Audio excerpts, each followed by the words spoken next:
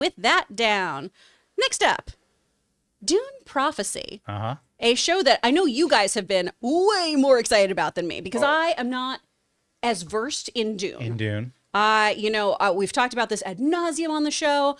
I understand not everything is for me. I understand that other people don't like, reading Lord of the Rings because they describe grass for pages on end. Dune was a little bit of a slow burn for me, so I never got super into those books. And I didn't then gravitate towards the movies as much. Right. Dune 2, very pretty.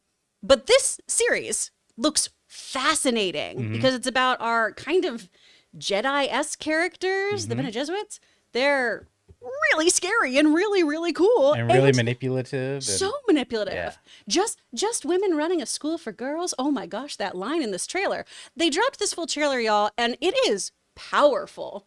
I mean, if you didn't already know this was an HBO series, come on. Yeah. The aesthetic here is so, so incredible. It looks like it just kind of spawned right off of the Dune movies. There's money poured into this thing for Absolutely, sure. absolutely. This one looks incredible. The show comes out November 17th, so we're getting this soon. Right on the heels of Penguin. So I'm really curious about how this tracks compared to Penguin.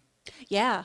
For one, its trajectory from its air date, its premiere, and then does it track upward like Penguin is doing? That nice steady climb in numbers. Yeah. And then also just the numbers in comparison. So the last Penguin was like 1.7 million, which I know, like we look at other like streaming episodes, it's like, well, that doesn't even, but for what the Penguin is, those aren't Matlock numbers. That's big.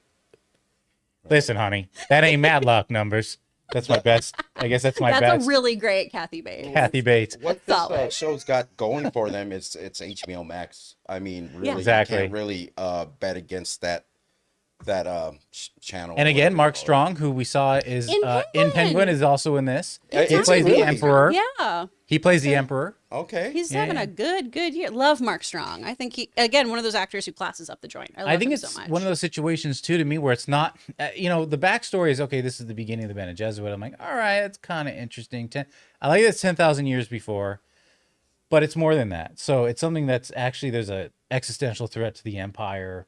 And also, we're going to notice the Harkonnens are not quite the monstrous Harkonnens that we see 10,000 years later. Oh, that's a great point. So it'll be a little different, but I'm excited to step into other planets, other worlds. Yeah.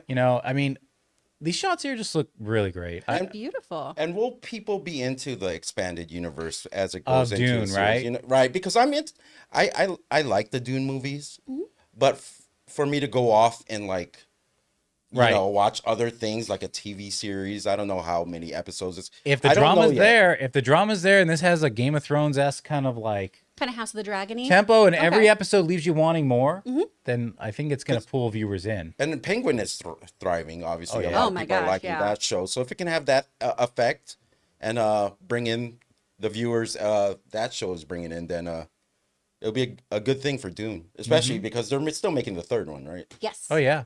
Which, all right, because again, you guys know more about Dune than I do. So is this based off of just simply lore within the books? Are there prequel books that this is specifically pulling off of? I think it's pulling off because they're histories. Okay. So this is their Silmarillion? In a way, but it's more direct storyline. Okay. It's not it's not a weird historical. I mean, the way he wrote and created stories is sort of unlike. I'm talking about Tolkien is sort of unlike most storytellers, but yeah. So this isn't just pulled out of a hat. Because initially, I believe it was based off the Sisterhood series or story from Dune, right? I believe that's what it was called pretty sure. before. Okay. But we'll have to check it out. I guess anything from HBO Max, the first episode will always get a watch from me, no matter whether I know the subject or not. So what's going to happen for them to keep you tuning in for the second episode? I want visuals. It looks like you're gonna have that. I'm always in awe at the Dune visuals that sometimes I don't pay attention to the story, and then I get confused, and then I have to rewatch it at home. That's what happens with Dune. The sets are so beautiful. It's hard to pay attention with what's going on, and then not just be in awe. That's one thing you just brought up.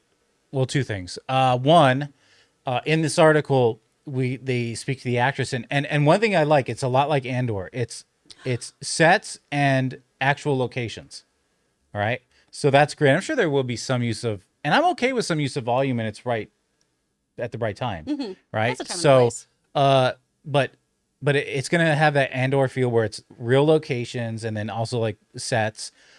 She said when she stepped into the headquarters of the Bene Gesserit, she's blown away. She said it felt like it was a theme park because it was just so. That's cool. Yeah, just a very large set and just ornate and detail oriented. So that's awesome because that lets the actors like kind of explore the set. Oh and, yeah, you're so immersed then.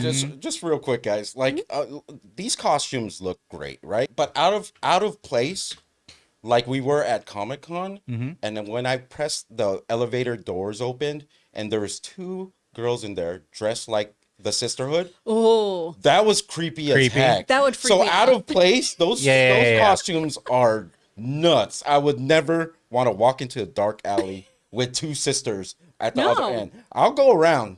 I'll go the long way. In context, I don't want that. I don't want them in my brain. Did you happen to run into them? No. They were staying in the same hotel we were. So really? Yeah, and so I opened up. I was like, okay, I'm not. Should I go? No.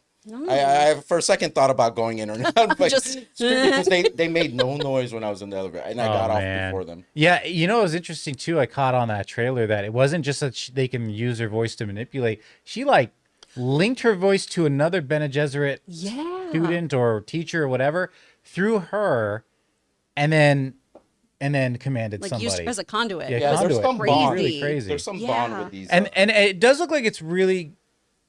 It does look beautiful. It's not going to be the same cinematographer as Dune Part 2. There are some scenes where you could tell there was like more intimate scenes where characters are close by.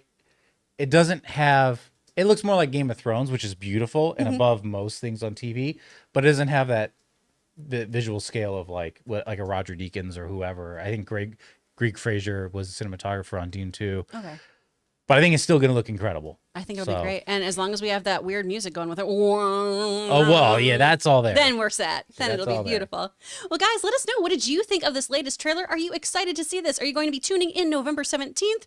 Or did this not really move the needle for you? Let us know your thoughts in the comments. Guys, we want to take a second to thank a sponsor of today's video, Dollar Shave Club. Hello there, my fellow handsome gentlemen. Nice face you shaved there. Whether you're going smooth shaven or maintaining a beard, Dollar Shave Club offers shave and grooming products that are always high quality, but never overpriced. If you like to wet shave for that clean, close shave, they've got the Club Series 6 Blade Razor. A shave so comfy your skin will take a nap. 6 stainless steel blades for our closest and most comfortable shave, with a vitamin E infused lubricant strip for comfort and glide, and precision trimmer for precise detailing. Their amazing shave butter, clear view, smooth glide, designed for precision. Shave butter is a translucent shaving cream alternative that allows you to see exactly where you're shaving. Bonus, it has long-lasting lubrication that helps soften whiskers for maximum glide and leaves your skin feeling hydrated. But don't take our word for it. Try it for yourself. You can visit their site right now for 20% off, $20 or more, and get your products delivered right to your door. Visit dollarshaveclub.com/Campea and use promo code Campea for 20% off, $20 or more. And remember, however you shave, Dollar Shave Club is here to help you stay handsome. Hey guys, thanks so much for watching this video. Make sure you like the video, leave a comment, and subscribe to our channel. And don't forget, we have a daily podcast called the John Campea Show podcast, available on Apple Podcasts, Spotify, or your favorite podcasting app of choice. Go and subscribe to it today so it'll be there when you need it.